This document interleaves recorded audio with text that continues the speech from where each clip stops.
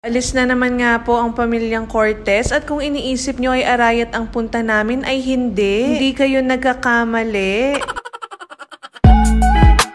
Hello everyone! Today is Saturday at lalayas na naman nga kami. Pauwi nga na naman kami ng Arayat nito dahil balak bumisita ng daddy sa kanyang mga lolo't lola sa memorial. Dahil nga hindi siya nakapunta nung undas gawa ng may pasok siya. At kung napansin nyo nga mga mare ay lagi na si Mr. Cortez ang nagdadrive every time na umaalis kami. Gusto niya din naman kasi at pabor na rin sa akin yun dahil nakakapag-video ako at ako nga ang humahawak kay Aya. At dahil nga medyo baguhan nga siya sa sasakyan, hindi nga maiiwasan yung pagbubungangaan hanggang makarating kami sa destinasyon namin.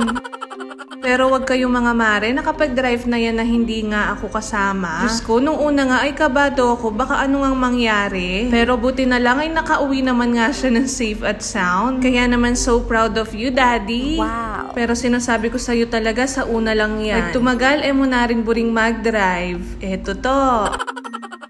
Pagpasok nga namin dito sa kanto na to ay napansin ko wala nga si Mount Arayat. Siguro ay dahil nga medyo malulang banda ka rin. Pero nung medyo malapit na nga kami, ayan nagpakita naman siya at sobrang ganda talaga. Pagdating nga namin ay agad na kinuha ng lolo si Aya kaya naman kumain na rin kami dito. Asadong manok pining ulam kaya tara manganta mo po. Pagkatapos nga ay pumasok muna kami sa kwarto at naglaro itong bata. Buti na lang talaga at lagi namin dala itong educational phone toy ni Aya. Kaya naman sinasabi ko sa inyo mga mare, i-check out nyo na to. Imagine for only 89 pesos, marami nang matututunan si Junakis. At tapos malilibang pa nga siya. Fast forward nga kinabukasan ay naglakad kami ni Mr. Cortez papunta sa shop. Para nga kunin si Primo dahil nga doon namin siya pinark kagabi. Yan nga kasi kami pupunta ng memorial para nga bisitahin yung mga lolo't lola ni Daddy. Dito talaga sa spot na to makikita ng maganda si Mount Arayat kaso sayang nga lang at maraming ang truck ang nakapark ngayon. Kasama pala namin na pupunta si mother-in-law ngayon pati na nga rin si Aya. Ewan ko ba, ilang beses na ako nadadaan sa daan na to pero tingnan nyo naman at lagi ko nga na-video itong Mount Arayat dahil nga tuwang-tuwa ako. Tingnan nyo naman mga mare, gano'n nakalikot si Aya ngayon. Lahat na lang talaga kinakalkal niya. Nadaanan nga rin pala namin yung Jollibee Magalang at talaga namang hindi mapapalagpas ni Aya to. Pagkakita nga niya ay walang tigil yung pagpadyak ng mga paa niya. At ayan nga, nagbababay pa nga sa kanya. Ilang minuto nga lang nandito na kami sa Magalang Memorial Park. Yun nga lang din pala ako makakapunta dito mga mare. Kaya naman yung sinabi ni Mr. Cortez na gusto niya nga bumisita, ay talaga namang sumama na rin ako. Wita, itaka.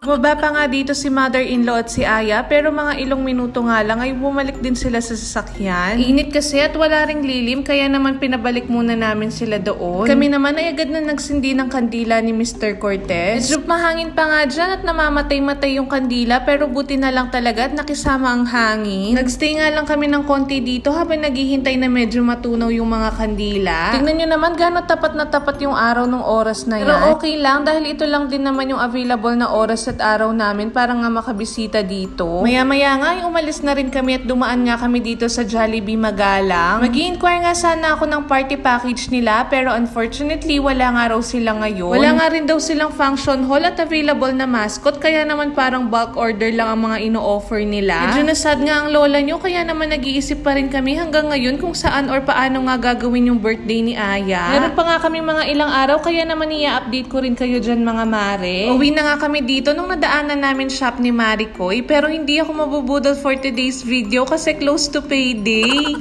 Bago nga kami umuwi ka-in-laws ay dumaan muna kami sa pinsan ni Aya na kahapon pa nga raw niya hinihintay. Gustong-gusto nga ni Kuya AM si Aya at talaga namang hindi pwedeng hindi niya paglalabas ng laruan si Aya every time na makikita niya. At paglabas nga niya dito, dala-dala niya na tong eroplanong laruan para nga ipalaro kay Aya. Pagkatapos ay binigyan niya nga rin ng maliit na upuan. Kaya naman nagad-agad ay pinaupo namin si Aya dito. And yun naman no petugot nan kaya wag deng bitis na. Narugo balong AM na nung pamilya na kang Aya niya pati biskwit dininane. Kaya naman thank you so much Kuya AM. Bago nga matapos tong video na to mare, i-flex ko lang ulit itong educational phone toy ni Aya. Lalagay ko sa yellow basket or comment section ng link kaya naman wag ka nang magdalawang isip dyan. Pwede nyo nga rin pang regalo to sa Pasko mga mare dahil very affordable din siya. Hello? Are you there? Hello? Ay, hello? Hello? O diba, napakasulit talaga ng laruan na to kaya naman ayun lang. Thank you for watching. Bye!